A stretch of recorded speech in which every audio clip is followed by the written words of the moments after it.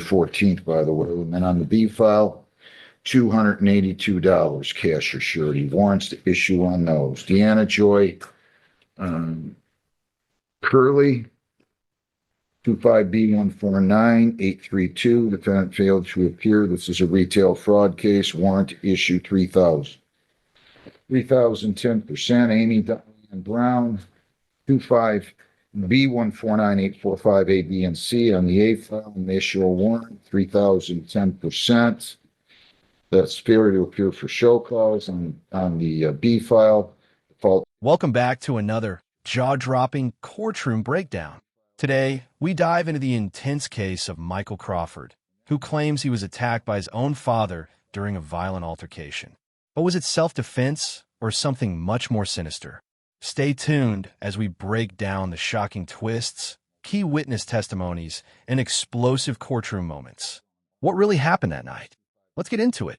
Judgment was already entered when the defendant failed to appear back in December, specifically on the 17th, and then on the C file, warrant to issue second miss, show cause failure to appear, 3,010%. Egan Malik Lavender, 25B149517 A, B, and C on the A file, second miss, warrant to issue, bond to be forfeited, 3,010%. On the B and C files, the defendant was defaulted.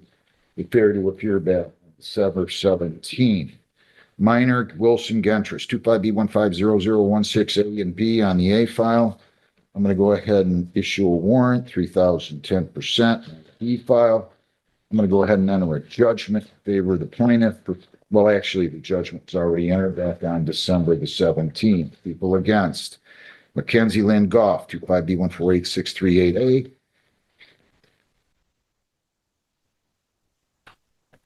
Heather, we're going to issue a show cause on this. She failed to appear for the, but she did everything. So we'll issue a show cause for failure to appear for review date, for the prosecutorial review date on the A file.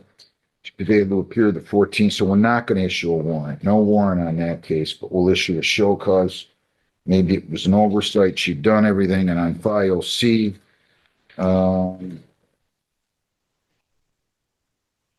that was taken under HIDA. Issue show cause on that for failure to appear. Can you hear me, Heather? Yes, Judge. Okay, so we're going to issue a show cause on both of those for failure to appear for a review hearing. And then on Harold, people against Harold, Clarissa, Concetta, Cole, Harold, 25B148529A, defendant failed to appear. Multiple misses by this defendant, warrant issue, bond to be forfeited, 7,500, 10%, 7,500, 10% on that. People against Pruitt. This is Michael Jeffrey Pruitt, 25B149770A. Defendant failed to appear for a show cause.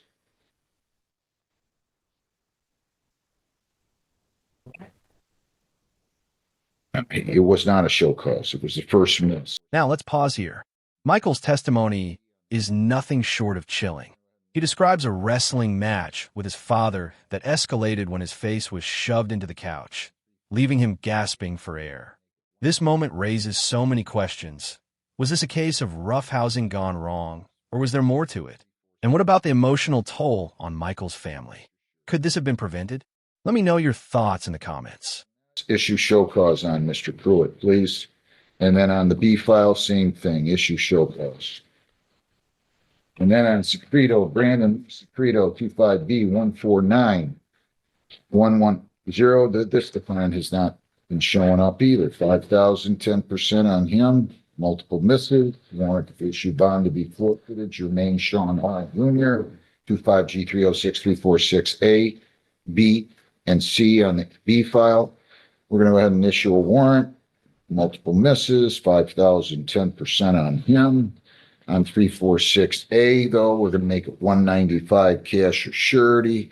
And on 346C, 282 cash or surety. Defendants failed to appear. Ali Abdullah Ahmed, file 25T647079A and B on the A file. Defendant failed to appear And I'm going to go ahead on that one, since it was the first miss, issue a show cause. And on the B file, default judgment is entered for failure to appear. People against Blade, Percy Lee Thomas Blade III, 25B15012 and B. On the A file, we are going to go ahead and issue a show cause. And on the B file, default judgment is entered for failure to appear on the 15th. People against Vinnie and James Camilli, 25B1501418 and B. On the A file, I'm going to go ahead, this being a first miss, issue show cause, default judgment on the B file. People against Harris, Terriona, Tanae Harris, 25B15013A and B. On the A file, this is a first miss, we'll issue a show cause. On the B file, and then a default judgment declared to appear. People against Christian Cornelius Lyles Reams, 25647324. Defendant failed to appear on this case. On the 15th, we'll issue a show cause on this. People against Carlos Jonathan Hernandez Diaz, 25T646674A and B. On the B file, 3,010%. And on the A file, judgment by default because the defendant's failure to appear was entered on December 18th. And finally, I have Derek Tan Belda Fernandez, 25W707530. He failed to appear for show cause. 5,010%. Warrant issued. Bond to be forfeit. Okay. All right. This one's going down to Heather. Okay. People against David Allen Crawford, file number 25M729642. Hold on a second. Here comes the crucial part of the story. Michael recalls his father's chilling words after the altercation. "I'll kill you." This threat adds a whole new level of intensity to the case. How should we interpret these words? Were they just anger-fueled words in the heat of the moment, or did they indicate a real danger? Stay with us as the case unravels and we dive deeper into the legal implications of these threats. Why? Okay, good morning. Good afternoon, Your Honor. Ron Hadid on behalf of the people of Case Institute of the Courtroom. I'm sorry, can you spell that last name? Hadid. And it's pronounced Hadid? Hadid. Hadid, I'm sorry. And Mr. Jones? Good afternoon to you, staff. Jonathan Jones, appearing on behalf of Mr. Crawford, Sir, your name, please? David Crawford. And your name, sir? John Beaforth, Sir John. Excuse me. And you are with what department? Michigan State. Thank you. How do you spell your last name? It's Beafore, Your Honor. Thank you very much. All right, today's the date scheduled for preliminary exam. Defendant here has been charged with assault with intent to do murder, assault with intent to murder, assault with intent to do great bodily harm less than murder. We have 2 counts of that, one on Officer Bernard, one on Officer Crawford.